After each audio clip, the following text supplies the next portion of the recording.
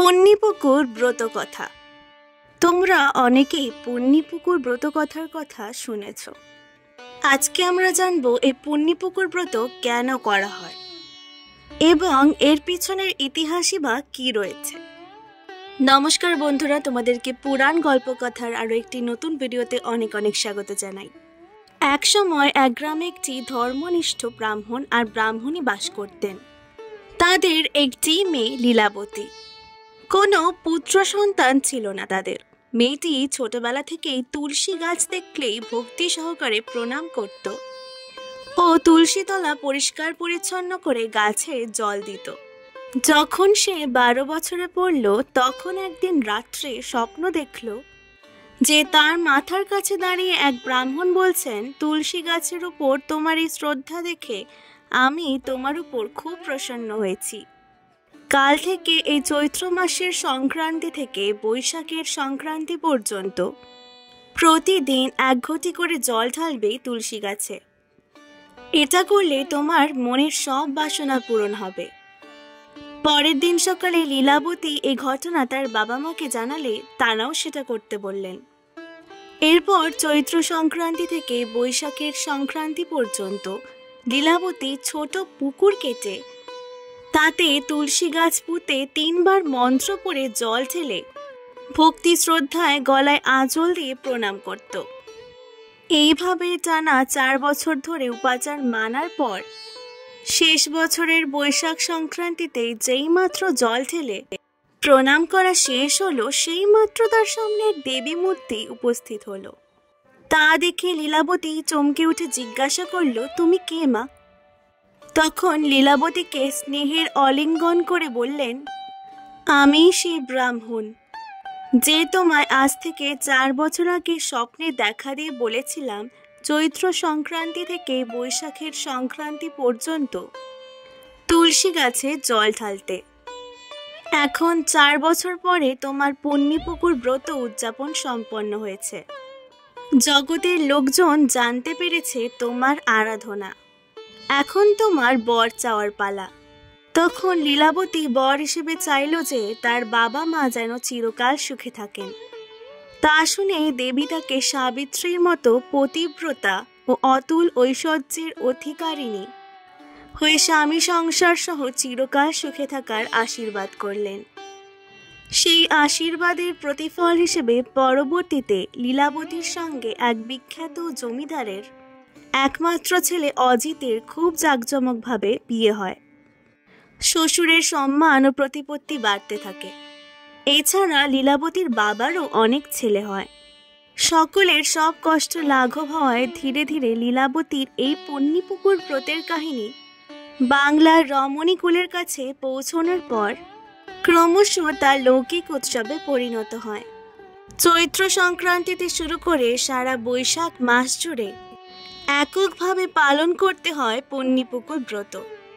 4 বছরে এই ব্রত শেষ হয়।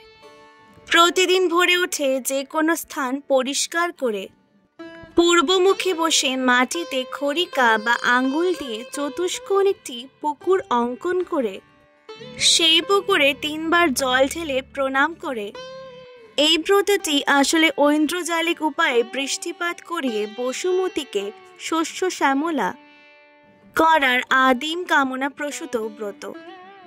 বৃষ্টির কামনা এই ব্রত উদযাপন। বৈশাখের প্রচণ্ড দাবদাহে যাতে পুকুরের জল শুকিয়ে না যায়, অত্যাধিক গরমে গাছপালা যাতে মরে না যায়, এই আদিম কামনাই এই ব্রতের মধ্য দিয়ে প্রকাশিত হয়েছে। এই ব্রতে বলা হয়েছে যে বাড়ির উঠোনের এক পাশে একটি ছোট চৌকো গর্ত করে তার চারদিকে 4টি ঘাট করতে হয়।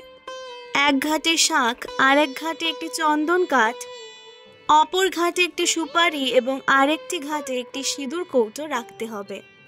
পুকুরের মাঝখানে একটি তুলসী গাছের সঙ্গে বেল গাছের ডাল, বেলপাতা সহ পুঁতে দিতে হবে।